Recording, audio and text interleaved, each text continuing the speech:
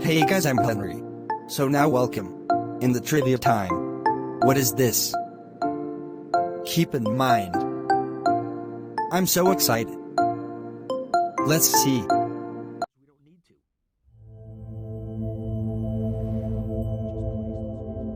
Why the Mars is our next planet.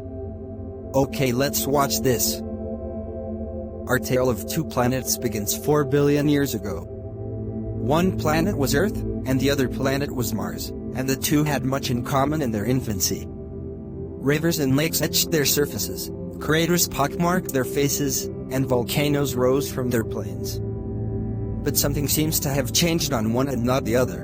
In Earth's burbling warm water, fate and chemistry combined amino acids into complex molecules, and in a process we still don't understand, these gave rise to single cells that figured out how to make copies of themselves. Tiny mistakes in those copies eventually turned them into oxygen-exhaling organisms we call algae. Endless forms flowed from these humble ancestors, and after eons, there we were, all of human culture and hope and possibility arising within a tiny slice of time. Mars was not so lucky. Mars dried up. Mars is small, about half Earth's diameter, so it cooled off faster than Earth did after their birth and the cloud of dust left over from the Sun's creation. Compared to its overall volume, more of Mars' mass is exposed to the icy blackness of space. As it cooled, its iron-nickel core solidified. When this happened, we think, the Martian magnetic field shut down, robbing Mars of its protective shield, of the sort that still safeguards Earth from solar and cosmic rays. Time and the brightening sun stripped away the Martian atmosphere before the planet's algae, if it existed, had a chance to make the air thick and warm. Mars turned to rust before any skeletons could adorn its deserts, before any creatures could look up and contemplate their place among the other dots in the night sky. While Earth is fecund and bursting with life, Mars is, and may have always been, barren. To me, this is why Mars is the best planet. A few simple changes turn its history into our history, and vice versa. That's the key thing. That could have been us. Ashwin Vasavada has a similar view. He is the project scientist for the Mars Science Laboratory, the six-wheeled robot car we know and love as Curiosity. He can quote the easy answer for why we go to Mars, the assumption most scientists and science writers make: Mars is close. It's practically right next door, and you can fling a robot there in half a year. To me, this is why Mars is the best planet. A few simple changes turn its history into our history, and vice versa. That's the key thing. That could have been us. Ashwin Vasavada has a similar view. He is the project scientist for the Mars Science Laboratory, the six-wheeled robot car we know and love as Curiosity. He can quote the easy answer for why we go to Mars, the assumption most scientists and science writers make: Mars is close. It's practically right next door, and you can fling a robot there in half a year. To me, this is why Mars is the best planet. A few simple changes turn its history into our history, and vice versa. That's the key thing. That could have been us. Ashwin Vasavada has a similar view. He is the project scientist for the Mars Science Laboratory, the six-wheeled robot car we know and love as Curiosity. He can quote the easy answer for why we go to Mars, the assumption most scientists and science writers make: Mars is close. It's practically right next door, and you can fling the robot there in half a year. That's the NASA answer. It's the most accessible place for life other than on Earth. But I have my own answer, he says.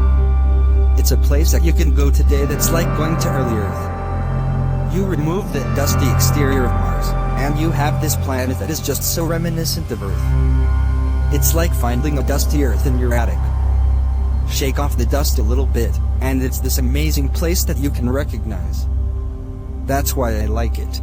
Mars would seem familiar to anyone who has seen the national parks of the American West, especially the ones full of wind-whipped rock formations in surprising color. The terrain at Gale Crater's Mount Sharp, where Curiosity has been trundling along since 2012, might as well be Utah or Colorado. The rocks are reddish-brown, sun-baked, and partly blanketed in sand dunes. Their carved-away hillsides are jagged, however, no rivers or softening rains have given them Earth's gentle countenance. Mars would seem familiar to anyone who has seen the national parks of the American West, especially the ones full of wind-whipped rock formations in surprising color. The terrain at Gale Crater's Mount Sharp, where Curiosity has been trundling along since 2012, might as well be Utah or Colorado. The rocks are reddish-brown, sun-baked, and partly blanketed in sand dunes. Their carved-away hillsides are jagged, however, no rivers or softening rains have given them Earth's gentle countenance. Of course, Mars was familiar to us long before we sent robots there. With Mercury, Venus, Jupiter, and Saturn, Mars is one of the night sky's unblinking wanderers, visible with eyes alone. The planets have accompanied human culture since we started writing stories. The next planet over has been a fixture in myths dating to the Babylonians, who called it Nergal, after the god of destruction. In Roman mythology, Mars was the god of war and destabilization. This figure also appears in various forms in Greek, Norse, and Hindu mythologies. To ancient Chinese, it was Yinghuo, the shimmering planet. Even now, we acknowledge Mars on the third day of every week. In Romance languages, the name comes from the Latin day of Mars, or Dies Martis, that became Mart in Spanish, Mardi in French. In Norse mythology, Mars is associated with the god Tyr, so our Tuesday comes from the Old English word Tisdag. We also honor Mars on the third month of every year. Bellicose Mars was also a protector of the Roman people and a patron of agriculture, so the month named for this god marked the beginning of the growing season. Mars has always stood out from the other wanderers, in part because it is so obviously red, a ruddy, unblinking dot hanging with an air of menace. Its hue, which comes from oxidized iron, in the same chemical reaction that turns blood red, linked Mars to war, and to death, long before we knew it was dead in a literal sense. What's more, it moves backward, or seems to. The sun, moon and stars rise in the east and fall in the west because of Earth's rotation. But the planets orbit the sun at different rates, and so sometimes, Earth will lap one of them, like a runner on an inside track lane. From our perspective on Earth, the other planet seems to be moving west to east. This aberrant behavior has long been associated with omens or astrological predictions. Its omnipresence in our sky made Mars a prime target as soon as we figured out how to use glass to make the night sky's features appear larger. By the 17th century, astronomers resolved its polar ice caps through telescopes, perhaps one of the earliest discoveries that the fourth planet shared something in common with ours. And the more we looked, the more we found these similarities. Mars is the best planet because Mars and Earth have more in common than any other worlds in the solar system. It cowers next to humongous Jupiter, but unlike that gas giant, its hard surface beckons visitors. Mars lacks our dewy, oxygen-rich atmosphere, but neither is it shrouded in a poisonous, bone-crushingly dense one like Venus. Its day, called a Sol, is just 40 minutes longer than our own. Its axis is tilted slightly more than ours, at 25 degrees, unlike weirdly slanted Uranus. And anyone who argues it is ugly, especially compared to the Art Deco elegance of Saturn, is simply mistaken. Mars is lovely to behold. Mars has snow. It has mountains, and lake beds, and recognizable landscapes. Earth and Mars are the same in so many ways. And yet, the biggest difference is the only one that really matters. The only life on Mars is the kind we imagine. Martian fantasies grew in complexity alongside Martian observations. Astronomers frequently turned to the red planet when Mars was opposed to the Sun and close to Earth, making it appear larger and brighter. The most famous of these was the opposition of 1877, in which the Italian astronomer Giovanni Schiaparelli observed networks of lines on Mars, which later turned out to be optical illusions, though Mars does have streaks of water lining its slopes today. He called them canali, which was translated into English as canals. This momentous finding brought Mars closer to Earth than ever. It became even easier to imagine Mars as a place just like Earth, positively crawling with life. The present habitation of Mars by a race superior to ours is very probable, the French astronomer Camille Flammarion wrote in 1892. Around the same time, the American astronomer Percival Lowell scrutinized Mars extensively. He believed he saw unnatural features, including canals, which he imagined were devised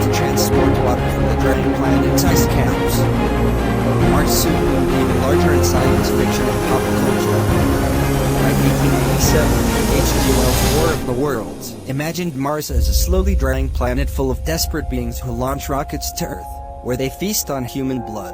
If Mars was arguably the first place storytellers imagined we would find aliens, it was indeed the first place we went looking for them. Project Ozma, in which astronomer Frank Drake pointed a radio telescope at the stars Tausti and Epsilon Eridani, is the traditional SETI origin story. But we listened to Mars first. In August 22, 1924, the head of the U.S. Navy, Edward Ebron, instructed all naval stations to turn their receivers toward Mars. The red planet was at its closest approach to Earth in 120 years, and some astronomers thought Martians might use the opportunity to make contact over the airwaves. Onshore stations were advised to listen to as many frequencies as possible, and to report any electrical phenomena of unusual character, according to a telegram from Ebron. If someone wanted to talk, the Navy was ready to listen. No Martians made contact that day, because there are no Martians, as far as any of our satellites and robots can tell. But this has not stopped our storytellers, and it certainly has not stopped our scientists. We have been attempting to land spacecraft on Mars for nearly 50 years, and almost all of them have been looking for life, in one way or another. The history of Mars landings has shown that the planet is anything but hospitable now, however. And that goes for machines just as much as microbes. More than half of the robots sent to Mars have been destroyed in the process, most recently last fall. The European Space Agency's Schiaparelli lander plummeted through the atmosphere October 19th, but crashed after it cut its parachute too soon and its hovercraft like Richard rockets didn't fire long enough. Still, those lucky few that have made it, most notably Curiosity, have shown us Mars was habitable in its past. The fleet of orbiters looping around the planet have sent back data that suggests there's some water there today, mostly at the poles. But we are still not sure if Mars had lasting oceans, or just big lakes and rivers, says Ray Arvidsson, a renowned planetary scientist who has directed or taken part in every NASA Mars mission since Viking. And we certainly don't know whether it had life. It's not a given. It's not a shoo-in, by any means, that Mars developed life. And if it did, that the evidence is still there, Arvidsson says. Whether or not you get organic molecules that move to prebiotic compounds, that then move to replicating systems, that's a big leap. Even assuming that leap happened, Vasavada and others say we are more likely to find evidence of ancient life than modern life. Extant or extinct Martians would probably be bacteria or some other simple cells, definitely not living beings that communicate using light or language. In this way, Mars may seem disappointing to some. But it is the best planet precisely because it will result, as scientists would call it, would raise an even bigger question: why here? Why us? I think it just becomes a real scientific mystery if we don't find life. That tells us we don't quite understand how unique life is on Earth, Vasavada says. If you don't find it, that almost becomes more interesting, and makes you get more existential about life on Earth. That's where I am now. For those who take an even longer existential view, Mars is important, vital, even. When Elon Musk unveiled his plans for giant rockets and spaceships to transport human settlers to Mars, he invoked not only exploration, but our shared future. Mars is an opportunity for humans to carry forward the light of consciousness, letting it propagate alongside us, and to survive after we are gone. Much like the first cells on Earth found a way to send copies of themselves into the future.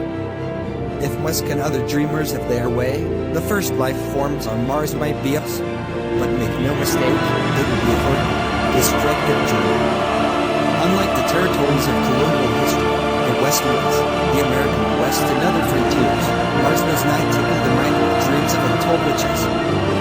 Mars is no El Dorado. Its atmosphere does not hold any heat. It has no pressure to prevent your blood from rising. Without a spacesuit, you would literally boil and freeze to death simultaneously.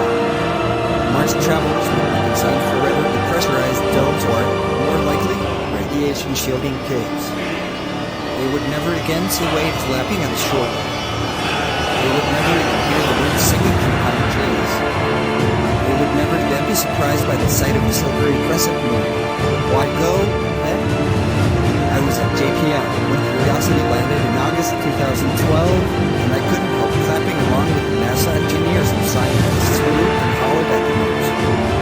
The dust had barely settled after Curiosity's audacious sky Greenland when the rover sent back its first postcard, the grainy image you see here. It's the Lord. It's the Lord. Someone in the control room shouted. Squinting at the black and white image of the wheel of the rocket plane, I felt a rush of emotion. The rover's belly cast a shadow of the unknown sun. The scene looked so familiar, it felt so wrong. It could have been mountain west where I grew up, only it was empty, lifeless but broken down perched on the sand. And Saturn is a spur to the scientific imagination, but it explains how far our minds must transmit when the cosmos is too small. Mars is the opposite.